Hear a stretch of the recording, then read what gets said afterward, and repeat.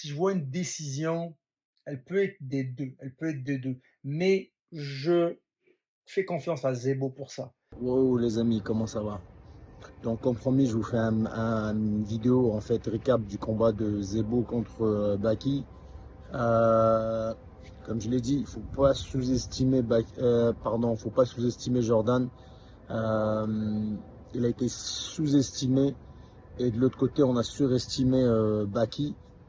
Donc de ce que j'ai pu voir dans certaines vidéos d'interviews, comme quoi Jordan était un gars qu'on prenait pour des rounds par-ci par-là pour se reposer plus, que ça n'avait pas le niveau, etc., etc. Il a fait du chemin, le Jordan, et comme j'avais dit, vous savez, il a été très actif depuis la défaite de Cédric. Il a fait tout ce qu'il faut, il a fait ses devoirs et ça s'est vu. Donc de l'autre côté, Baki, je pense qu'il a un peu trop attendu en fait la revanche monétaire face à la revanche monétaire, la revanche pour Doumbé, euh, parce que c'était vraiment très payant. Maintenant, ça a donné comme ça. Premièrement, on souhaite toujours que la santé des combattants euh, soit, soit correcte. Donc j'espère qu'il est correct ce garçon, que tout se passe bien pour lui. Maintenant, analyse du combat. Dès le premier round, on a Baki qui fonce, qui met une pression constante, cadrée, Jordan pour lui mettre de la pression. Il boxe pas vraiment. Il donne des coups très courts. Il va chercher corps-tête. C'est ce qu'il fait souvent. Corps-tête. C'est pas un kicker, c'est pas un gars qui fait de la boxe à distance. Il va vraiment corps-tête et il met de la pression. Son but n'étant pas de le mettre au sol, c'est vraiment de la pression pour fatiguer. Il a affaire à un adversaire également, Jordan, qui est physique. C'est un beau bébé qui est physique. Et à chaque fois qu'il il le met au sol, il se relève. Il n'a aucune difficulté à se relever. Donc, c'est là où compte un très très bon lutteur. La personne, tu l'amènes au sol, elle ne se relève plus. Exemple, Georges Saint-Pierre. Georges, il t'amène au sol, tu peux faire ce que tu veux, tu ne te relèveras pas.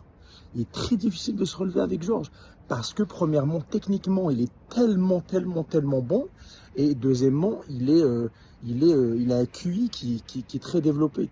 On parle du plus grand combattant de tous les temps et il est très bon dans tous les domaines.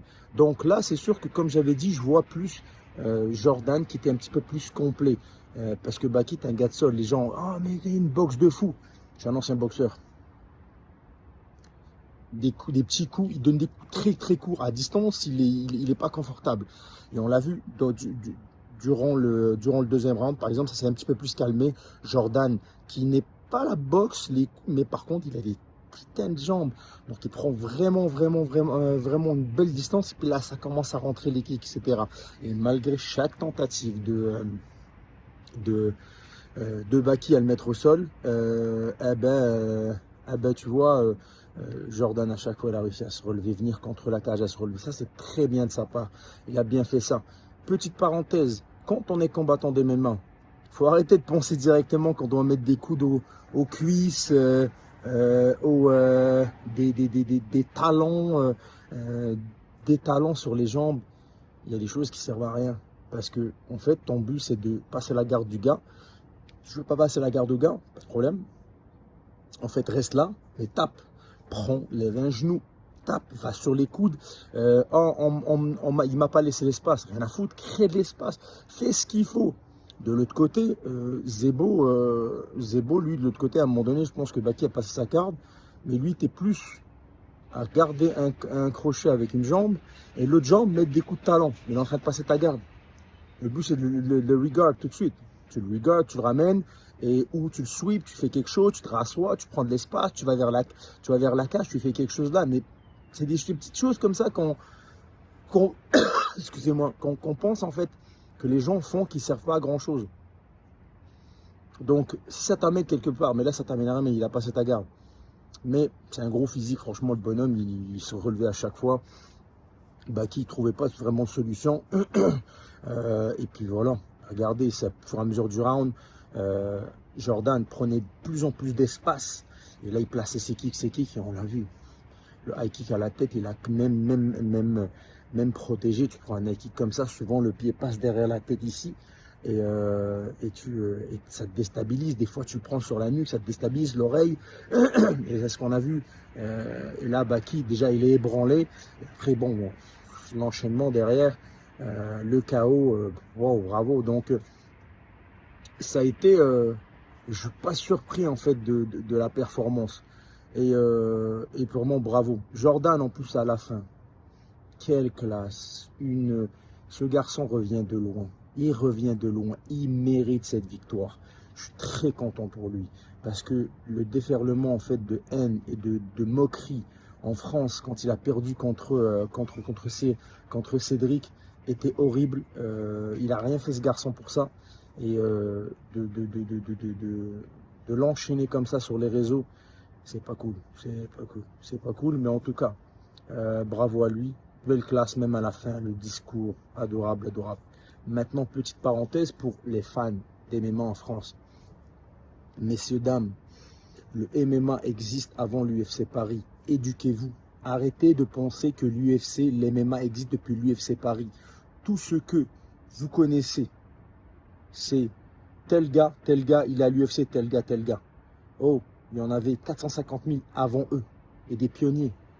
La liste est super longue. Il existait déjà énormément de gars qui combattaient déjà, et c'était des pionniers.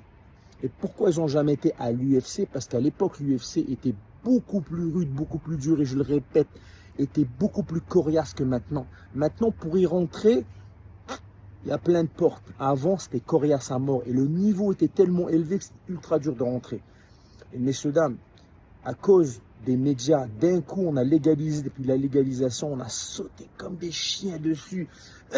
Des chèques. On est devenus les gens sont devenus plus des influenceurs que des athlètes. Les gens ont perdu leur côté athlète. Les gars ils ont 400 000, 200 000, 500 000 followers. Et c'est bon, c'est les nouveaux Khabib, c'est les nouveaux Conor McGregor. Mais arrêtez.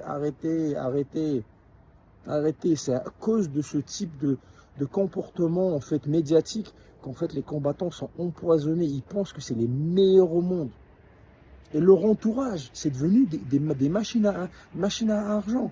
Et du jour au lendemain, collab de ci, collab de ça. Les gars font de l'argent. Je suis très content pour eux.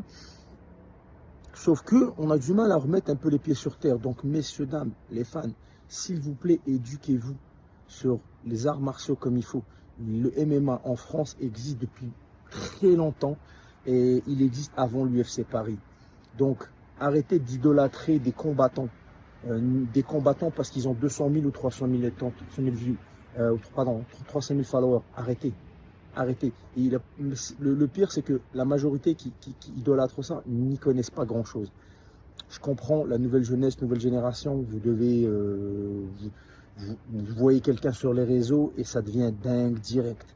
Mais quand même, les gars dans leur entourage, ils se prennent pour des rois du monde, ça y est, ouais, moi à l'UFC j'ai refusé. Oh ouais, c'est génial ça. Ouais. C'est devenu du n'importe quoi. Donc c'est un peu dommage. Donc le côté, on prend plus les gens pour leur côté en fait athlétique, pour leur côté performance. On leur nettoie une route, une très belle route, bien nettoyée, pas d'embûches à gauche ni à droite.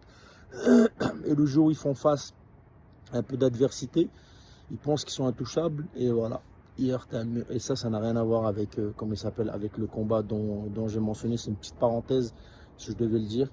Et je pense qu'il y en a beaucoup qui vont être d'accord avec moi, les vrais fans d'MMA. Et les autres, s'il vous plaît, éduquez-vous.